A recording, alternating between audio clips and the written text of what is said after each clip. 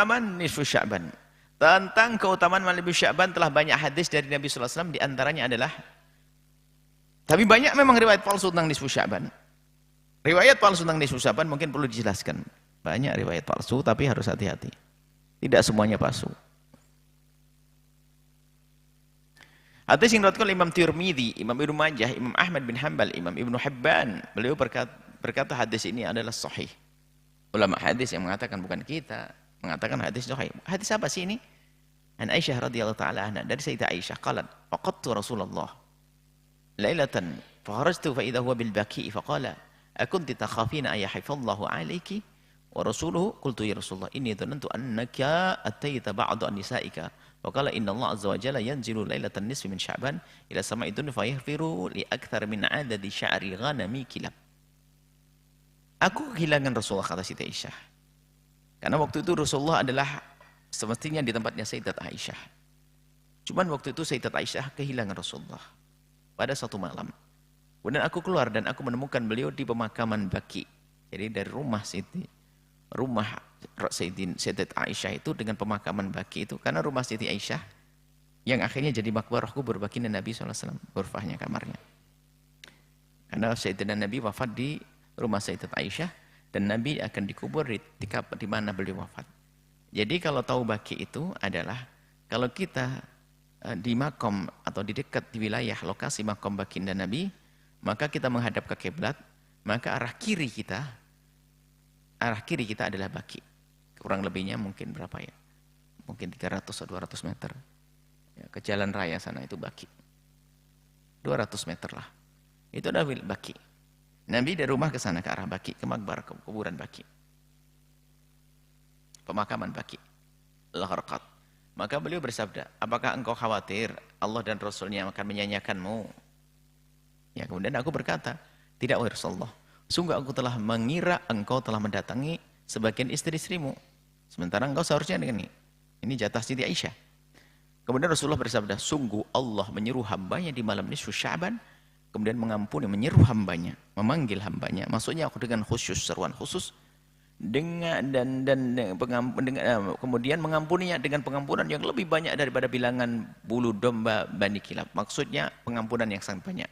Jadi ada Bani Kilab itu orang yang punya domba yang banyak. Nyebut dombanya saja kalau sudah domba terbanyak di tempat itu. Ternyata hitungannya bukan hitungan dombanya, bulu dombanya. Maksudnya itu kalau membuat misal itu kan, kalau orang mencontohkan yang gede itu kan, wallah, setinggi gunung Himalaya. Padahal dengan, kenapa harus Himalaya? Karena yang paling tinggi gunung ya Himalaya. Ya. Padahal mungkin yang itu maksudnya lebih tinggi lagi. Hal seperti itu. Jadi maksudnya pengampunan yang banyak sekali. Domba Bani Kilab adalah gerombolan domba terbanyak di Jazirah Arab di waktu itu.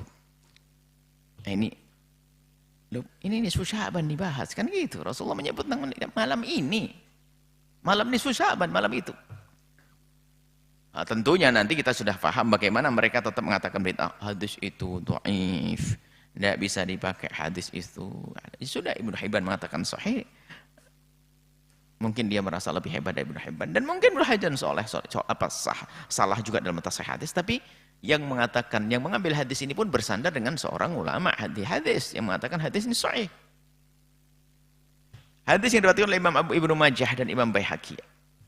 An Ali bin Abi Thalib qala Rasulullah sallallahu alaihi wasallam idza kanat lailatul nisfi min Sya'ban wa qumu lailaha wa sumu naharaha fa inna Allah ta'ala yanzilu fiha li ghurubi syamsi ila sama'id dunya fa yaqulu ala min mustaghfirin li fa aghfir lahu ala min mustarjikun fa arzuqah ala mubtala fa u'afiyah ala kada hatta yatlu' al-fajru. Jadi Sayyidina Ali bin Abi Thalib bahwasanya Rasulullah bersabda, apakah tiba malam nisfu Sya'ban? Apabila tiba nisfu Sya'ban, salatlah pada malamnya dan puasalah di siang harinya. Karena Allah menyeru hamba-hambanya di saat tenggelamnya matahari, terbenamnya matahari. Lalu berfirman, adakah yang meminta ampun kepadaku, niscaya aku akan mengampuninya. Adakah yang meminta rezeki kepadaku, niscaya aku akan memberikannya rezeki. Adakah yang sakit, niscaya aku akan menyembuhkannya. Adakah yang demikian, maksudnya hajat, apa yang punya hajat ini. Yang memohon kepadaku, maksudnya, Adakah yang demikian? Demikian maksudnya. Ada yang minta kepadaku akan aku kasih sampai terbit fajar. Dan tidak kita pungkiri hadis ini adalah tidak semua mengatakan sahih, banyak mengatakan hadis dhaif. Artinya ini adalah hadis yang mutalaf, yang biasa. Memang untuk jadi sandaran amal baik tidak harus hadis itu mutawatir, sahih yang derajat nomor 1, tidak. Baik, mungkin hadis ini dibuang oleh mereka. Oke, tapi yang lainnya masih ada. Ini ada termasuk yang dikatakan hadis ini yang paling dianggap dhaif ini yang barusan kita sebut. Yang mengatakan adanya puasa di bulan yang paling dhaif. Paling dhaif. Tapi kita hadirkan di sini untuk penambahan saja. Hadis berikutnya riwayat Imam Abu Nuaim dan dikatakan sahih oleh Imam Ibnu Hibban lah ini. Kita yang ada pentasahihnya. Begitu juga Imam Tabrani berkata semua perawinya adalah orang yang bisa dipercaya, thiqah. Sudah dikatakan oleh pakar-pakar hadis bahwasanya perawinya thiqah, bisa dipercaya, artinya hadisnya juga benar. An Mu'adz bin Jabal, dari Sayyidina Mu'adz bin Jabal, karena Nabi SAW ada baginda Nabi, qala, beliau berkata, yattali Allah tabarak wa ta'ala ila khalqihi lailatan nisfi min Sya'ban fayahfiru li jami'i khalqi ila li musyrikin aw musyahin. Allah melihat dengan pandangan khusus kepada makhluk, kepada hambanya. Allah tabarakallahu wa ta'ala melihat kepada makhluknya pada malam nisfu Sya'ban. Melihat ini perlu dikasih jelasan, pandangan khusus gitu. Allah melihat setiap saat Allah melihat hambanya. Lalu Allah mengampuni seluruh makhluknya kecuali orang musyrik dan orang yang bermusuhan. Ada kebencian bermusuhan. Ini hadis sahih. Di malam nisfu Sya'ban. Disebut nisfu Sya'ban. Tidak akan disebut, tidak akan ada pengampunan spesial begitu kalau bukan karena ada kelebihannya malam nisfu Sya'ban. Cukup Allah akan mengampuni kita. Tapi mengampuninya kenapa kok Allah melihat dengan pandangan khusus di malam nisfu Sya'ban? Ya karena keutamaan nisfu Sya'ban. Karena sesuatu akan menjadi utama karena ada kejadian. Ada kejadiannya. Kejadian istimewa maka menjadi mulia. Hadis riwayat Ibnu Majah dan Abu Musa Al-Asy'ari. Nabi Musa Al-Asy'ari radhiyallahu ta'ala anhu an Rasulullah dari Rasulullah sallallahu alaihi wasallam qala inna Allah la yattali'u fi lailatin nisfi min Sya'ban fa yaghfiru jami'a khalqi illa al-musyrikin aw musyahirin. Ini riwayat yang serupa. Sungguhnya Allah melihat kepada hambanya, melihat dengan pandangan khusus. Nah, ini ada di sini, enggak ada di atas. Keterangan ini penting untuk di atas. Yaitu dengan pandangan rahmat. Yaitu dengan pandangan rahmat. Di malam nisfu Sya'ban, maka Allah mengampuni semua makhluknya kecuali yang menyekutukan Allah dan munafik. Oh musyahin, kok munafik? Kelihatannya ini yang benar, yang riwayat munafik. Riwayat lain munafik. Dibenahi nanti hadisnya. Dibenahi hadisnya. Yang jelas, nisfu Sya'ban itu terjadi. Pandangan Allah khusus di malam nisfu Sya'ban. Baik, itu adalah gambaran tentang riwayat dari Nabi SAW bahwasanya malam nisfu Sya'ban adalah ada malam yang diistimewakan, dikhususkan oleh Rasul. Disebut oleh Rasul, bukan malam-malam biasa seperti yang lainnya. Tidak akan Nabi sebut kecuali karena ada kelebihannya. Lalu kita kembali kepada para ulama. Apa pandangan para ulama kepada malam nisfu Sya'ban?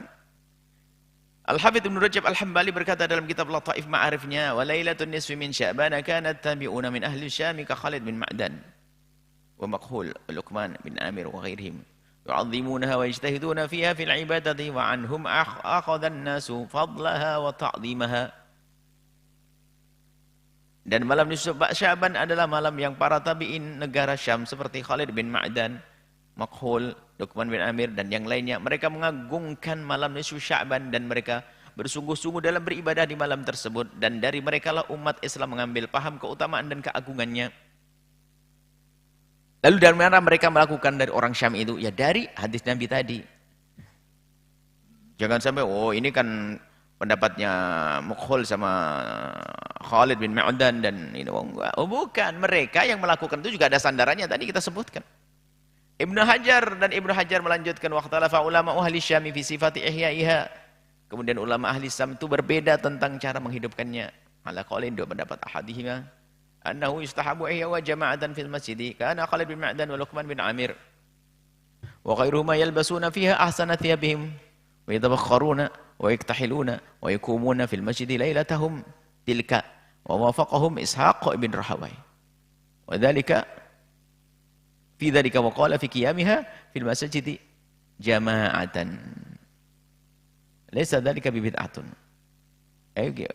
Qala fi qiyamiha fil masjidi jama'atan laisa dzalika bid'atin.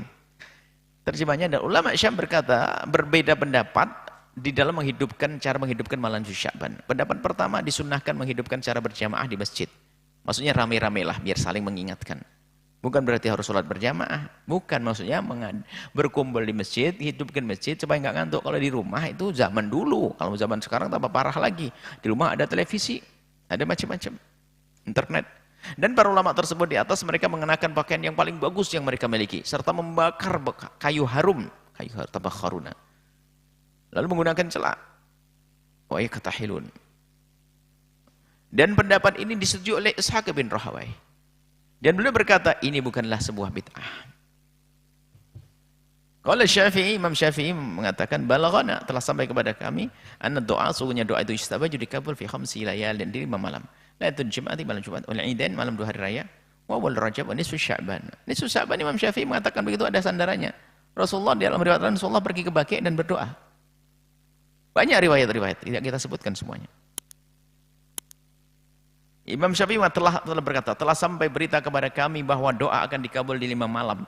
Malam Jumat, malam 2 hari raya, malam Rajab, malam nisfu Sya'ban.